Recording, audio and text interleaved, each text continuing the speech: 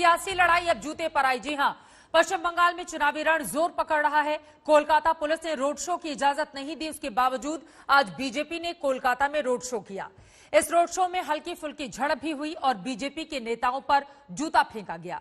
हालांकि जूता लगा नहीं, मगर जो तस्वीरें सामने आई हैं वो बताने के लिए काफी हैं कि बंगाल में चुनावी समर धारदार होने वाला है। ये रिपोर्ट देखिए।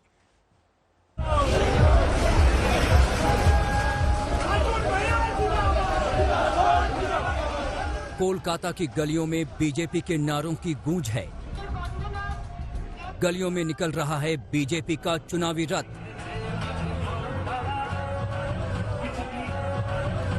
बंगाल को जीतने के लिए लहरा रहे हैं बीजेपी के ध्वज।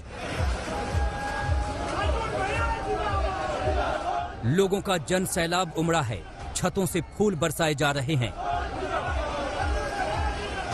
कैलाश विजयवर्गीय, मुकुल रॉय और अर्जुन सिंह लोगों का अभिवादन कर रहे हैं।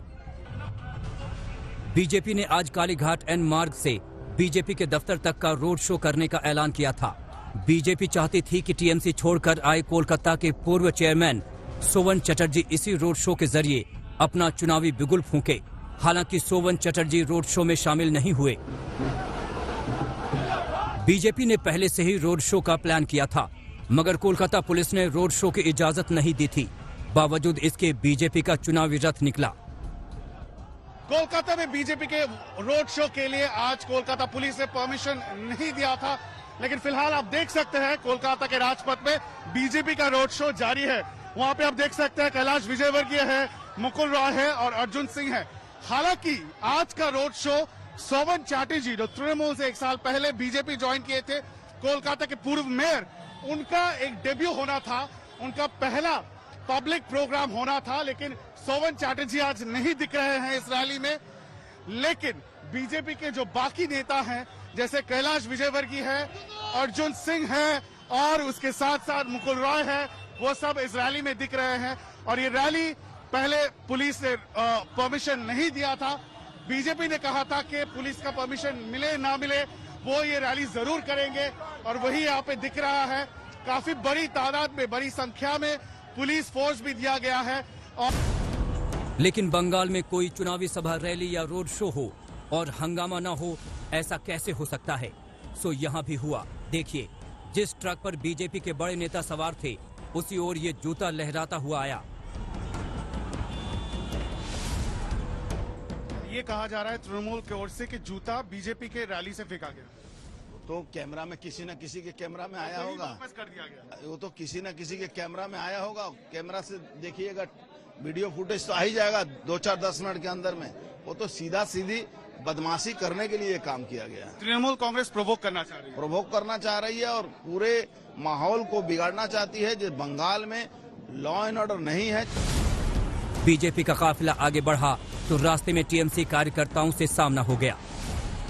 यहाँ पर प्रजातंत्र नहीं है, हिंसा की राजनीति है।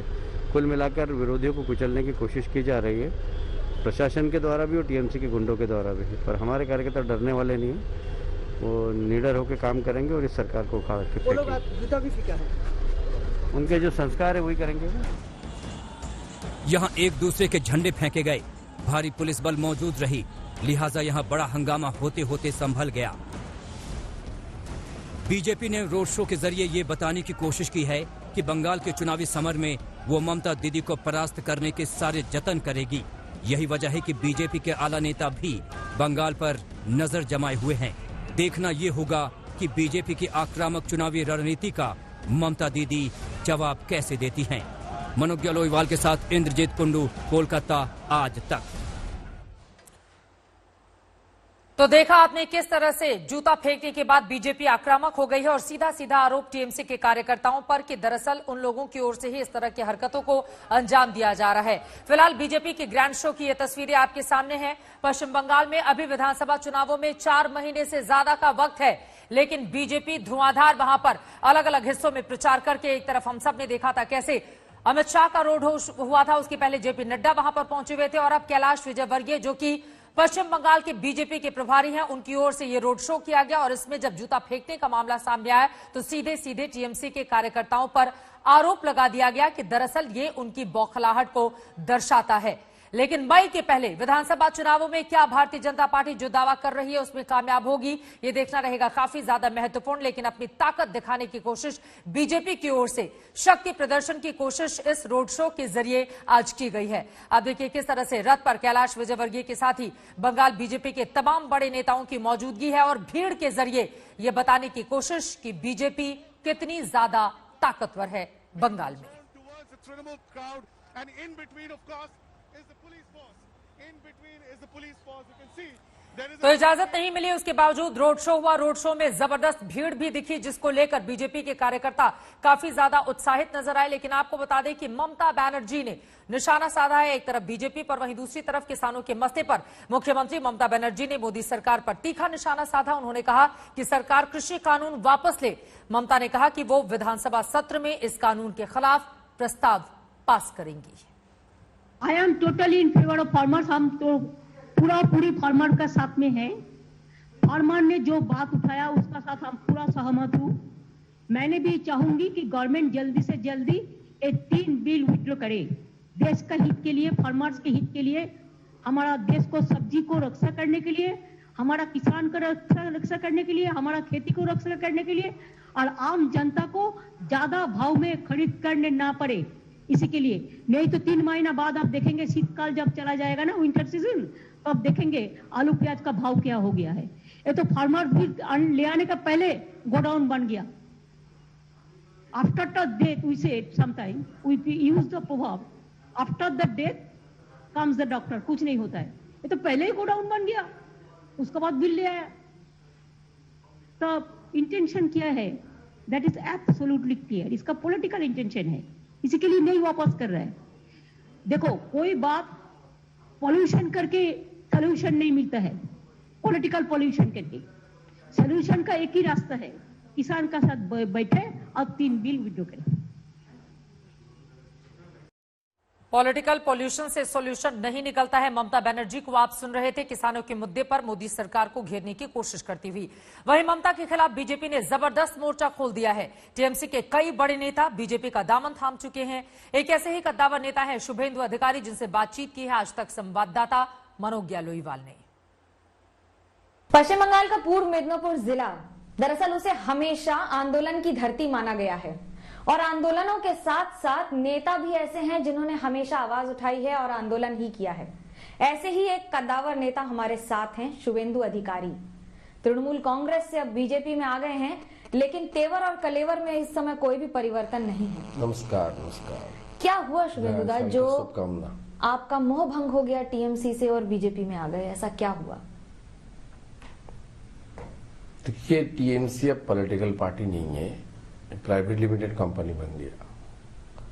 इसलिए हम लोग जो स्टूडेंट लाइफ से पॉलिटिकल वर्कर के नाते काम कर रहा हूं, लंबे टाइम से पॉलिटिक्स से जुड़ा हुआ हूं। हमारा इस पार्टी जब कंपनी में कन्वर्ट हो गया, इसलिए पार्टी में छोड़ दिया एक पॉलिटिकल वर्कर के नाते। दिक्कत किससे थी, ममता बनर्जी से या अभिषेक बनर्जी से? ये दोनों तो मिला भगत है। अभिषेक बनर्जी, उसकी नेफ्यू को उन्होंने पॉलिटिक्स में लाया। कब लाया? 2011 में पार्टी जब संघर्ष करते हुए, नंदीग्राम नेता ये सब होने का बाद, जब कांग्रेस का साथ अलायंस करके, जिस कांग्रेस को टूटा था उसका साथ अलायंस करके, उसका सपोर्ट लेके, और नंदीग्राम नेताई से लेकर बहुत मूवमेंट हुआ। उसमें उसका भतीजा का कोई रोल नहीं था। जब 2011 में पार्टी ने पावर में आ गया, तब उन्होंने अपनी भतीजा को 21 जुलाई 2011 पॉलिटिक्स में एंट्री कर दिया। एंट्री करने के बाद संरक्षण आज जो हो रहा है पार्टी का अंदर, मैं नहीं, हजारों संख्या में कार्यकर्ता पार्टी छोड़ रहा है। ये क्यों हो रहा है? ये हो रहा है, पार्टी अपनी जो लाइन था माटी मानुष का नारा था, उसके खिलाफ काम कर रहा है। भतीजाबाद चल रहा है। एक एजेंसी को लाकर पार्टी का दिग्गज नेता, एक्सपीरियंस लीडर, कई सालों से, कई डिकेड से जो जमीन से जुड़ा हुआ लीडर है, विधायक है, सांसद है, पार्षद है, पंचायत है, पार्टी का रैंक एंड फाइल है, student politics, youth politics, trade union politics, किसान मोर्चा, सब महिला मोर्चा, सब करके आज पार्टी का दिग्गज लीडर बन गया। उसके ऊपर भी हस्तक्षेप कर रहा है, सबको कर्मचारी, एम्प्लॉय बना दिया। इसलिए जिसका अंदर थोड़ा सा सेल्फ रिस्पेक्ट है, ये टीएमसी नहीं करेगा। ऐसा क्या परिवर्तन आ गया है तृणमूल कांग्रेस में जो आपने छोड़ दिया? क्योंकि आप पर आरोप लगे हैं, मुख्यमंत्री ममता बनर्जी ने कहा है कि आपने 10 वर्ष, 9 से ज्यादा वर्ष सत्ता का भोग किया तृणमूल कांग्रेस के साथ, और जब चुनाव आया तो पाला बदल लिया। नहीं, ये तो सही टाइम है ना। टीएमसी 11 साल 2011 में पार्टी में पावर में आया। पहले उन्होंने मुझे हिट किया, भतीजा को जुबा तृणमूल। आपको देखिए, सोच लीजिए, आप पूरा वर्ल्ड में, पूरा देश में इतना multiple number of political parties है, एक ही पार्टी के अंदर 2 जुबा संगठन किस पार्टी का है? एक पार्टी के स्टूडेंट्स विंग्स होता है, महिला मोर्चा होता है, ट्रेड यूनियन फ्रंट होता है, किसान मोर्चा होता है, SC ST OBC माइनॉरिटीज मोर्चा होता है, यूथ होता है, मेन फ्रंटल ऑर्गेनाइजेशन। ये भतीजा को एस्टैब्लिश करने के लिए जुबा तृणमूल, मैं तृणमूल यूथ कांग्रेस प्रेसिडेंट था, जुबा तृणमूल। बीजेपी नेता शुभेंदु अधिकारी को आप सुन रहे थे। बंगाल में इसी साल चुनाव होने हैं। ममता पर हमला चौतरफा है। आज तक संवाददाता मनोज्ञा ने बात की मुस्लिम धर्मगुरु अब्बास सिद्दीकी से। सुनिए। पश्चिम बंगाल की राजनीति में हर रोज एक नया परिवर्तन आ रहा है। इस बार अब्बास सिद्दीकी मैदान में उतर गए हैं, जो फुरफुरा शरीफ से रहे हैं, लेकिन इस बार चुनावी मैदान में भी उतरेंगे। क्या होगा इसका असर? क्योंकि असउद्दीन ओवैसी के साथ, यानी मीम के साथ हाथ मिलाकर एक नया फ्रंट बनाने की तैयारी है। क्या कहेंगे अब्बास, अब जो तैयारी है आगे, और क्या कदम बढ़ा रही है आपके अगुवाई में, पूरे दल की अगुवाई में सब लोग? देखिए, हम लोग चाहते हैं पश्चिम बंगाल में एक ऐसी हुकूमत है जिससे आम जनता 73 साल से जो लोग पीछे हुए हैं उन लोगों को आगे लेके मुद्सरात में लेके आए। इसीलिए हम चाहते हैं जितना पार्टी है सब एक जगह आके महाजोट गठबंधन बनाने की कोशिश कर रहे हैं। इससे मीम भी आए हैं और बहुत पार्टी भी के साथ बात हुई है। बहुत जल्दी इंशाल्लाह इस ऐलान को हम कर देंगे। काफी मुसलमान वोट का असर रहता है, कितनी सीटों पर क्या असर और कैसे आप इसे लेंगे अपने साथ?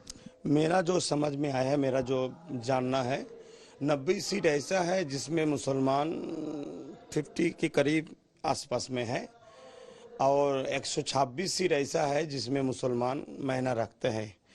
जिसके पास मुसलमान चुनाव में वोट देते हैं वो कैंडिडेट वहां से निकालते हैं।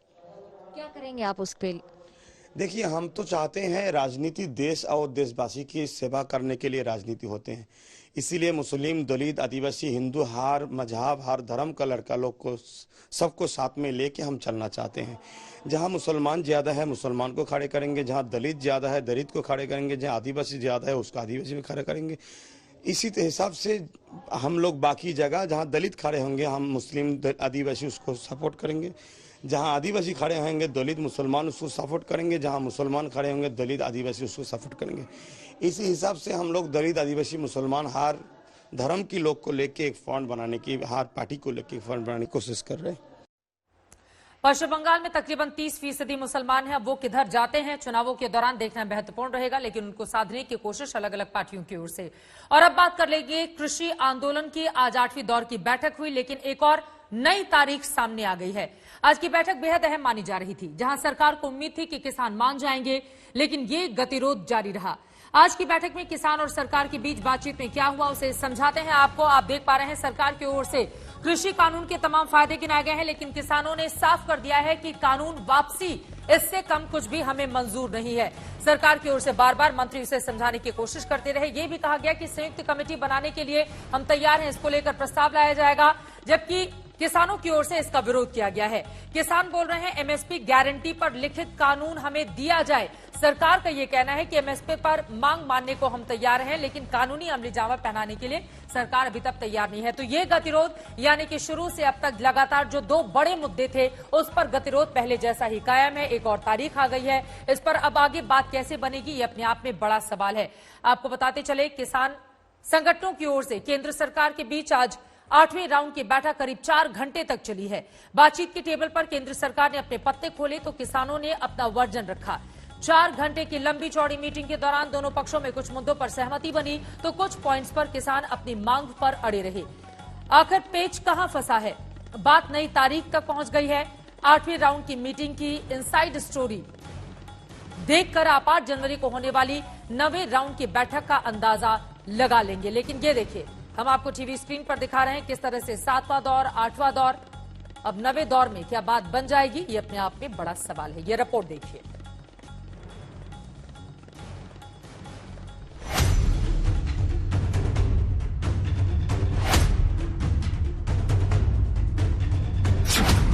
केंद्र और किसानों की सबसे बड़ी मीटिंग, फाइनल राउंड की मीटिंग के अंदर की बात, पास या फेल, समझिए एक एक डिटेल। किसानों के वास्ते क्या क्या है वो रास्ते। 8वें राउंड की बैठक, क्या लिया सबक? मोदी का क्राइसिस मैनेजमेंट कितना कारगर? किसान आंदोलन के 40 दिन की पूरी हिस्ट्री,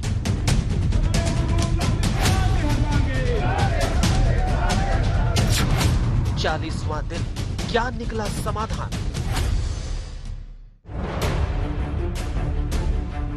आज पूरे देश की नजरें किसान और केंद्र सरकार के बीच 8वें दौर की मीटिंग पर थी। 40 दिन से चल रहे क्राइसिस के सॉल्यूशन की आस आज की मीटिंग से थी, लेकिन 4 घंटे के मंथन का नतीजा शून्य रहा, यानी गतिरोध खत्म नहीं हुआ। एक बार फिर नई तारीख सामने आई। बातचीत हुई और 3 कानून पर बातचीत हुई। हाँ, और उसके बाद में नहीं कोई सहमति बन पाई और किसानों ने स्पष्ट कहा और एक सुर में कहा कि कानून वापसी से पहले कोई समझौता नहीं। ठीक है, ठीक है। सरकार का क्या रुख था? आपने पिछली बार जो मीटिंग हुई थी उसमें आप लोगों ने साफ कह दिया था कि 3 काले कानून जो आप लोग कहते हैं उनको वापस लेने पे बातचीत होगी और एमएसपी पे बात। इन दोनों मुद्दों पे क्या बात हुई? एमएसपी पे आज नहीं चर्चा करी, उसी दिन एमएसपी पे भी चर्चा होगी। आज पूर्ण रूप से इसी पे ही हुई। अब बातचीत की नई तारीख आ गई, लेकिन 8 जनवरी को एक बार फिर किसान और केंद्र सरकार टेबल पर बैठकर बात करेंगे। 8 जनवरी को 9वें राउंड की बैठक, 8 जनवरी को 2 बजे शुरू होगी मीटिंग। 8वें राउंड की मीटिंग में सहमति नहीं बनी। किसान संगठनों का दृष्टिकोण एकदम स्पष्ट था, किसान अपनी डिमांड पर अड़े रहे, यानी किसान पीछे हटने को तैयार नहीं है। It is united decision, nobody can change it. We do not want to any other discussion except repealing of the act. हमने बताया कि पहले कानूनों को रिपील करें, एमएसपी पर कानून बनाने की बात बाद में करेंगे। तो जो 8 तारीख का समय है वो सरकार ने मांगा हमसे। किसानों के मुताबिक टेबल पर सरकार की तरफ से नए कानून पर कई सुझाव दिए गए। कई बार बात टूटी, कई बार बात शुरू हुई, लेकिन फिर सरकार की तरफ से ऑफर दिया गया कि कानून को छोड़कर एमएसपी पर बात करें, लेकिन किसानों ने सरकार का ऑफर ठुकरा दिया। हमारा डिमांड जो वो था रिपील वाला, हम उस पर अड़े रहे और वो बोलने लगे कि रिपील से बिना और कल बातचीत कर लीजिए। और बातचीत कैसा एमएसपी पर था, एमएसपी पर लंबी चौड़ी बातचीत था। वो बोलते कि रिपील का ही आपका डिमांड है, तो हमारे सारे कंट्री को विजन में रखते हुए, कंट्री को सारे देश के इंटरेस्ट रखते हुए इसको रिपील करना पड़ेगा। तो हम इसको दोबारा थोड़ा सोच लें। सरकार बार बार करती रही कि ये अभी जो है इस पे आप कानून बनाया है, सरकार का कानून है, सरकार बहुत कुछ देखती है, तो देख ले, हमको नहीं चाहिए ये कानून। बस हमारा ये था कि वापस लो। 3 नए कानून पर पेज फिर फंस गया। आपको याद होगा कि बैठक से पहले केंद्रीय कृषि मंत्री नरेंद्र सिंह तोमर ने समाधान की उम्मीद जाहिर की थी, लेकिन आज भी कोई निष्कर्ष नहीं निकला। सामने आई तो एक नई तारीख। देखिए, अगर सरकार पर भरोसा नहीं होता तो 8 तारीख की बैठक क्यों तय होती? सरकार और यूनियन दोनों की रजामंदी के कारण ही 8 तारीख की बैठक तय हुई है। इसका मतलब किसानों का भरोसा सरकार पर है और सरकार के मन में किसानों के प्रति सम्मान और संवेदना है। किसान कितना कमिटेड है आपसे फाइनल डिसीजन लेने के लिए? मैं समझता हूँ चर्चा जिस हिसाब से चल रही है उसके आधार पर मैं कह सकता हूँ कि कुल मिला के किसानों की मान्यता ये है कि सरकार इसका रास्ता ढूंढे और हम सब लोगों को आंदोलन समाप्त करने का अवसर दे। अब 4 दिनों तक केंद्र सरकार फिर मंथन करेगी, यानी कृषि सुधार कानून रद्द होगा या फिर केंद्र सरकार संशोधन पर अडिग रहेगी। सवाल ये भी है कि अगर किसानों का रुख साफ है कि तीनों कृषि कानून रद्द किए बिना कोई समाधान नहीं होगा, तो ऐसे में बार बार बातचीत से पहले सरकार अपना रुख साफ क्यों नहीं करती? आज तक ब्यूरो। वैसे आज की मीटिंग से 3 बड़ी बातें सामने आई हैं। पहली ये कि किसान और केंद्र सरकार में संवाद आगे भी जारी रहेगा। दूसरी बड़ी बात यह कि जब तक कृषि सुधार कानून रद्द नहीं होंगे, किसान आंदोलन जारी रखेंगे। और तीसरी सबसे बड़ी और अहम बात यह है कि केंद्र सरकार आंदोलन को पंजाब के किसान बनाम देश के किसान के चश्मे से देख रही है। ना किसान झुकने को तैयार है और ना ही सरकार किसानों की मांग मानने को तैयार है। सरकार और किसानों का यही टकराव तारीख पर तारीख की सबसे बड़ी वजह बना हुआ है। पहली तस्वीर 26 नवंबर 2020 की है, जब हरियाणा और पंजाब के किसानों ने राजधानी दिल्ली की तरफ कूच किया। दूसरी तस्वीर किसान संगठन और केंद्र सरकार के बीच 8वें राउंड की मीटिंग की है, यानी 4 जनवरी 2021 की। इन 2 तारीखों में किसान आंदोलन के शुरुआत और खत्म होने की डेडलाइन का सच मौजूद है। याद करिए इन तस्वीरों को, जहां किसानों की पुलिस से झड़प हुई, किसानों को दिल्ली आने से रोकने की कोशिश हुई, किसान नहीं माने और दिल्ली के बॉर्डर तक पहुंच गए।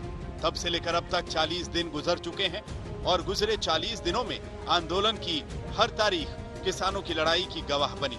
किसान आंदोलन से जुड़ी कुछ बड़ी बातों को समझिए। अब तक 40 दिन हो चुके हैं। अब तक 50 से ज्यादा मौतें हुई। अब तक 8 राउंड की बैठक हुई। अब तक हजारों करोड़ का नुकसान हुआ। 26 नवंबर से शुरू हुआ किसान आंदोलन 8वें राउंड की बैठक तक कैसे पहुंचा, किन मुद्दों की वजह से पहुंचा, पूरी टाइमलाइन देखी। केंद्र सरकार ने कृषि सुधार कानून को ऐतिहासिक बताया। किसानों ने 3 नए कानून को काला कानून करार दिया। विरोध में केंद्र सरकार ने कानून में संशोधन की बात मानी। किसान संगठन तीनों कानूनों को रद्द करने पर अड़े रहे। केंद्र सरकार ने एमएसपी पर लिखित आश्वासन देने की बात कही। किसानों ने एमएसपी पर कानून बनाने की मांग रखी। आपको ये समझना होगा कि 40 दिन गुजर गए, लेकिन किसान दिल्ली बॉर्डर पर डटे रहे।